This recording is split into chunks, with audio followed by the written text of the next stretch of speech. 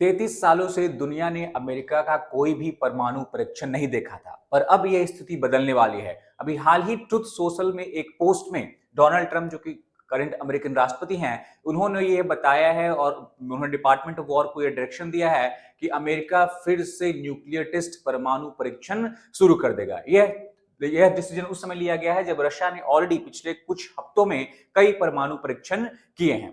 Now सबसे बड़ा सवाल ये उठता है कि क्या फिर से वापस अमेरिका और रशिया कोल्ड वॉर के सिचुएशन में लौट रहे हैं, और क्या अमेरिका के इस डिसीजन का चीन पर भी प्रभाव पड़ेगा और चीन भी फिर से परमाणु परीक्षण स्टार्ट करेगा। और पूरे मामले में अगर हम देखें तो क्या पूरा विश्व जो है वापस फिर से परमाणु तनाव के दौर में लौट रही है। आज इस वीडियो में हम इसी बारे में बात करेंगे और समझेंगे कि 1945 जबकि पहला परमाणु परीक्षण हुआ था से लेकर अब तक 2025 में क्या-क्या इंपॉर्टेंट माइलस्टोन्स हैं जो कंट्रीज ने अचीव किए हैं अपने न्यूक्लियर आर्सेनल को बढ़ाने में।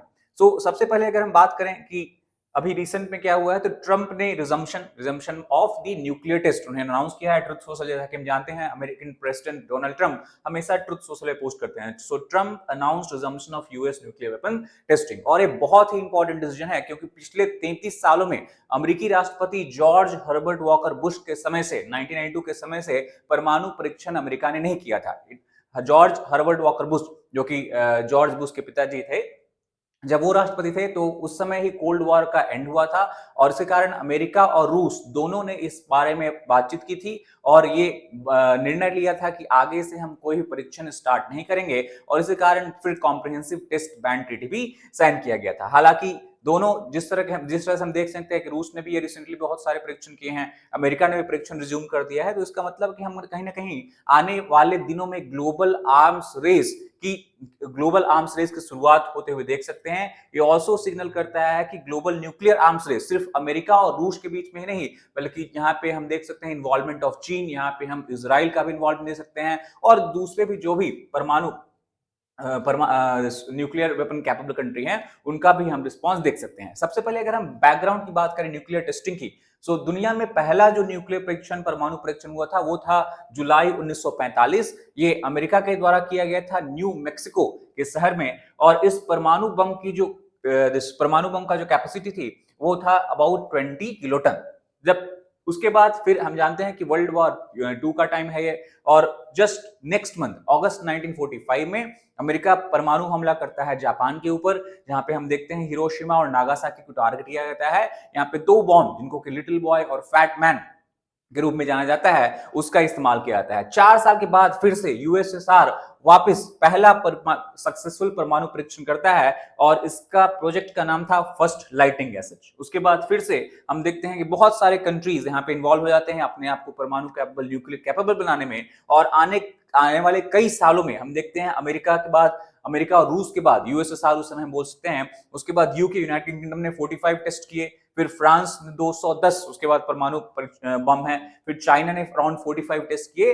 तो ये जो दौर था 1945 से समवेयर 1990 तक का, उसमें बहुत सारे कंट्रीज ने बहुत सारे न्यूक्लियर टेस्ट किए थे, और इसके बाद हम देखते हैं CTBT, comprehensive test ban treaty आता है, और comprehensive test ban treaty sign किया जाता है 1996 में, और इस ट्रीटी के अंतर्गत जितने भी परमाणु एक्सप्लोजन, न्यूक्लियर एक्सप्लोजन है, सबको एक ब्लैंकेट बैन कर दिया जाता है। 10 न्यूक्लियर टेस्ट हालांकि उस ट्रीटी के साइन होने के बाद हो चुके हैं, और इसमें कि दो जो है इंडिया, और दो जो है परमाणु परीक्षण इंडिया और पाकिस्तान ने किया था 1998 में। फिर नॉर्थ कोरिया ने अब तक 6 परमाणु परीक्षण किए हैं, और ये है 2006 से 2017 तक। और अगर हम याद करें तो इट वाज 1999 जबकि इंडिया ने सीटीबीटी को साइन करने से मना कर दिया था। इसी कारण अमेरिका ने वापस इंडिया पे 1999 में सैंक्शन में लगाया था, और उस समय अमेरिकी राष्ट्रपति बिल क्लिंटन थे। अगर हम न्यूक्लियर कैपेबिलिटी की बात करें, रशिया की न्यूक्लियर कैपेबिलिटी, रूस की न्यूक्लियर कैपेबिलिटी की, तो सबसे पहले तो हम जानते हैं कि रूस सीटीबीटी का सिग्नेटरी था, बट रशिया यूक्रेन वॉर जब से स्टार्ट हुआ है बहुत सारी चीजें बदल गई है। इसलिए 2023 में रशियन पार्लियामेंट ने एक रेटिफिकेशन लाया, और उसके बाद उसने सीटीबीटी को रिवोक कर दिया था। अगर हम रशियन कैपेसिटी की बात करें तो ये हम बोल सकते हैं कि अंडर वाटर ड्रोन का ही परीक्षण किया गया है जस्ट 2 दिन पहले ही। इसको उन्होंने पोसाइडन का नाम दिया गया है, न्यूक्लियर पावर ड्रोन है और इसका ऑब्जेक्टिव ये है कि कहीं भी अगर इसका ब्लास्ट किया जाता है, कहीं भी अगर इसका यूज किया जाता है तो एनिमी कंट्री के शोर लाइन, कोस्ट लाइन पे एक न्यूक्लियर और रेडियो एक्टिव सुनामी लाने में सक्षम है।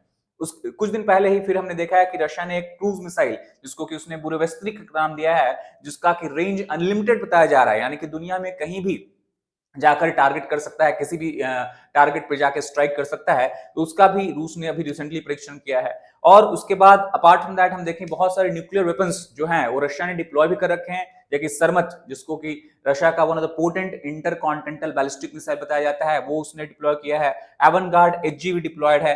किंजल मिसाइल, जो कि इसको एक हाइपरसोनिक सुपरसोनिक मिसाइल बताया जाता है, वो भी रशिया ने डिप्लॉय किया है। और रिसेंटली हम देख सकते हैं स्काईफॉल, जो नाटो ने रशिया के बुरेवेस्त्रिक का नाम दिया है, उसका भी डिप्लॉयमेंट है। आगे बढ़ने से पहले I would want to bring attention to fact that at Legacy IAS Academy we are going to soon commence batches. Batches are going to start on 10th and 15th of December. This is going to be the regular weekday batch, and weekend batches are also going to start at 25th of October and 6th of December.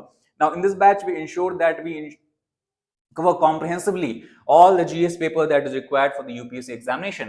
We also have one-to-one mentorship and doubt solving session. Regular interaction with educators is something that we focus upon, and as we know that the preparation of UPSC required an integrated approach. That is why we have a daily mains answer writing practice also. And as aspirant, you have to be aware about your strength, weaknesses, so that you can analyze them and then further streamline your preparation. That is why we also have test series for prelims and mains examination. We also at the same time focus on the 360-degree coverage of current affairs as required by UPSC examination. Now, if you want to know more detail about this programs and course feature, you can click the link in the description box of this particular video. You can download our Legacy app or you can give a call in the number being displayed here. अब अगर वापस से हम topic पे आए तो अगर हम पूरे विश्व में देखें कि किस कंट्री के पास कितने ज्यादा न्यूक्लियर वेपन हैं, तो सबसे पहले पूरे वर्ल्ड में around it is believe that 12,241 nuclear warhead currently exist करते हैं। इसमें फर्स्ट नंबर पे है रशिया, जिसके पास एक्टिव वॉरहेड अबाउट 4,309 है। 1150 वॉरहेड जो है वो उसको रिटायर कर दिया गया है, पर इसका डिसमेंटलिंग नहीं किया गया है। सिमिलरली अगर हम बात करें सेकंड नंबर पे यूएस है, इसके पास टोटल 3700 एक्टिव वॉरहेड हैं, उनमें से 1470 प्लस 1470 वॉरहेड जो है उसको रिटायर कर गया है। और उसके बाद अगर हम देखें तो more than 50% actually of the entire nuclear warhead जो है वो रशिया और यूएस के पास ही है। अगर थर्ड नंबर पे हम बात करें तो उसका चाइना का नंबर आता है, जहां ये माना जाता है कि चाइना के पास अभी करीब करीब 600 न्यूक्लियर वॉरहेड है। फिर फ्रांस 290, यूके 225, पाकिस्तान 170, इंडिया 180 और नॉर्थ कोरिया के पास 50 वॉरहेड है। कुछ वॉरहेड जो है वो इजराइल के पास भी है, बट उन्होंने उसका पूरे खुलासा नहीं किया है कितना वॉरहेड इजराइल के पास एग्जिस्ट करता है। सो ओवरऑल अगर हम फिगर देखें फेडरेशन ऑफ अमेरिकन साइंटिस्ट का ये डेटा है, तो इस तरह से हम न्यूक्लियर वॉरहेड का डिस्ट्रीब्यूशन पूरे वर्ल्ड में देख सकते हैं। Now we know that India की अगर हम बात करें तो उसको इंडिया को एक्चुअली दोनों कंट्री पाकिस्तान और चाइना से फ्यूचर में खतरा हो सकता है। तो अगर हम चाइना के न्यूक्लियर एक्सपेंशन को देखें तो ये सारे लोग मानते हैं, जो जितने भी एक्सपर्ट हैं स्पेशली न्यूक्लियर फील्ड में, कि चाइना ने अपना एक्सपेंशन, न्यूक्लियर वॉरहेड एक्सपेंशन बहुत तेज रफ्तार में किया है। और बहुत सारे की सिस्टम्स का उन्होंने, चाइना का जो विक्ट्री डे परेड हुआ था उसमें उसका डिस्प्ले भी किया था, जैसे कि DF-16, DF-5C।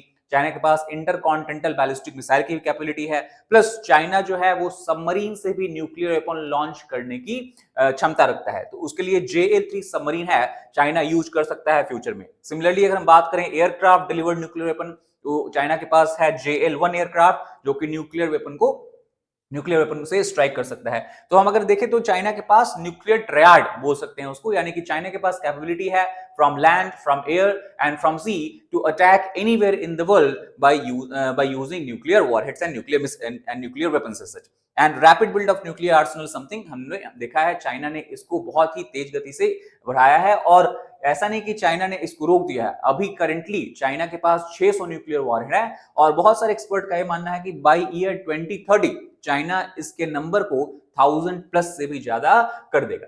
अगर हम बात करें अमेरिका के न्यूक्लियर ट्रायड की, अगेन ट्रायड टर्म हम इसलिए यूज कर रहे हैं क्योंकि अमेरिका भी कैपेबल है लैंड, सी एंड एयर से न्यूक्लियर स्ट्राइक करने में। सो अगर हम लैंड से बात करें तो इसके पास बहुत सारे ICBMs that is intercontinental ballistic missile हैं, जिसमें कि मोस्ट इंपॉर्टेंट है मिनट मैन 3।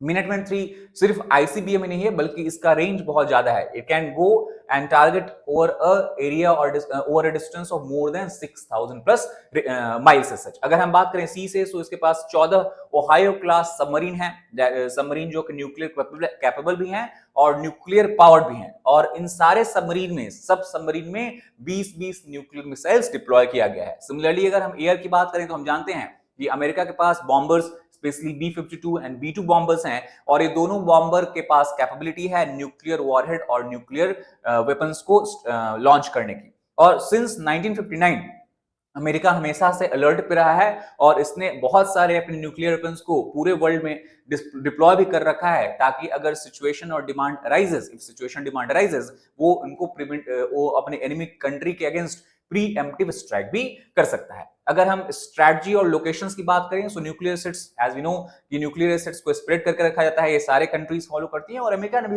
इसको फॉलो किया है। और ये माना जाता है कि साइट्स तो ऑब्वियसली क्लासिफाइड हैं, पर ओवरऑल ये लैंड पे करीब करीब 8 डिफरेंट यूएस स्टेट्स में डिस्ट्रीब्यूटेड है। ट्रायड जो है वो इंश्योर करता है सर्वाइबिलिटी के लिए, बहुत इंपॉर्टेंट है, क्योंकि अगर किसी एनिमी कंट्री ने, सपोज कि किसी एनिमी कंट्री ने रशिया यूएस के ऊपर अटैक किया और उन्हें उसके लैंड कैपेबिलिटी पे अटैक किया, उस टाइम यूएस जो है या तो एयर से या फिर सी से एनिमी कंट्रीज के न्यूक्लियर पावर्ड और न्यूक्लियर स्टेशन और न्यूक्लियर दिस मिसाइल कैपेबिलिटी पे टारगेट कर सकता है। तो सेकंड स्ट्राइक कैपेबिलिटी प्रोवाइड करता है, इसलिए इंडिया भी रिसेंट टाइम में ट्रायड को डेवलप करने के लिए काफी ट्रायड को डेवलप करने की कोशिश कर चुका है, और काफी हद तक सक्सेसफुल रह चुका है। सबमरीन की बात करें तो रशिया यूएस के पास स्टेल्थ सबमरीन है, जो कि उसको अगेन स्ट्रेटेजिक एडवांटेज प्रोवाइड करता है। तो ये तो बात होगी लोकेशन और स्ट्रेटजी की। नाउ अगर हम कॉन्टेक्स्ट को देखें, तो पहले तो रूस ने परीक्षण किया, इसने पोसाइडन का परीक्षण किया, उसके पहले उसने बुरवेस्टनिक मिसाइल का परीक्षण किया है, और ये माना जाता है कि as a response Donald Trump ने रिएक्ट किया है, और इसी के कारण उन्होंने अमेरिका और department of war of America को यह डायरेक्शन दिया है कि वो अपना न्यूक्लियर परीक्षण जो है उसको रिज्यूम कर सकते हैं। लेकिन इसके बहुत सारे रिस्क भी हैं, जो कि एक्सपर्ट्स ने हाईलाइट किया है। पहला रिस्क तो यह है कि कहीं भी न्यूक्लियर परीक्षण अगर होता है, चाहे वो सी में हो, एयर में हो या लैंड पे हो, उसका potential radio active fall out हमें देखने को मिल सकता है। इवन अगर हम अंडरग्राउंड टेस्ट की बात करें, तो रेडियो एक्टिव फॉल आउट हमको देखने को मिल सकता है। और पूरा वर्ल्ड, हमने इसे पॉलिटिकली और पॉलिटिकली हमने इसे बहुत सारे कंट्रीज में और स्टेट्स में और डिफरेंट डिफरेंट टेरिटरी में बांट रखा है, पर अगर हम देखें तो पूरा अर्थ जो है वो एक सिंगल सिस्टम है। तो कहीं भी अगर रेडियो एक्टिव लीकेज होता है, तो उसका इफेक्ट हम पूरे वर्ल्ड में कहीं ना कहीं देख सकते हैं। दूसरा, contamination of ground water environment जो है वो बिगेस्ट कंसर्न है इसका। थर्ड जो है, जिस तरह का डायरेक्शन और जिस तरह का डिसीजन अमेरिका ने लिया है, अब तक हम जानते हैं कि 1996 के बाद से कहीं ना कहीं एक बहुत ज्यादा रिस्ट्रेन देखा जा रहा था। बहुत सारे कंट्रीज जो थे उन्होंने न्यूक्लियर परीक्षण रिज्यूम नहीं किया था और उसमें पार्टिसिपेट नहीं किया था। पर इस तरह का जो अमेरिका का डायरेक्शन है और डिसीजन है, वो कहीं ना कहीं कॉम्पिटिटिव टेस्टिंग भी दूसरे कंट्रीज से ट्रिगर करवा सकता है। और ओवरऑल अगर हम ग्लोबल न्यूक्लियर इंस्टेबिलिटी को देखें, तो ये कहीं ना कहीं आने वाले दिनों में, आने वाले सालों में बढ़ने वाला है। एटलीस्ट ये सारे एक्सपर्ट्स का मानना है। इवन द अटलांटिक, जो कि वेल नोन जियोपॉलिटिकल मैगजीन है, उसमें इन्होंने ये भी कहा है कि resuming testing looks weak not strong, यानी कि डोनाल्ड ट्रंप का decision as reaction of Russia's actions is nothing but a kind of weak action.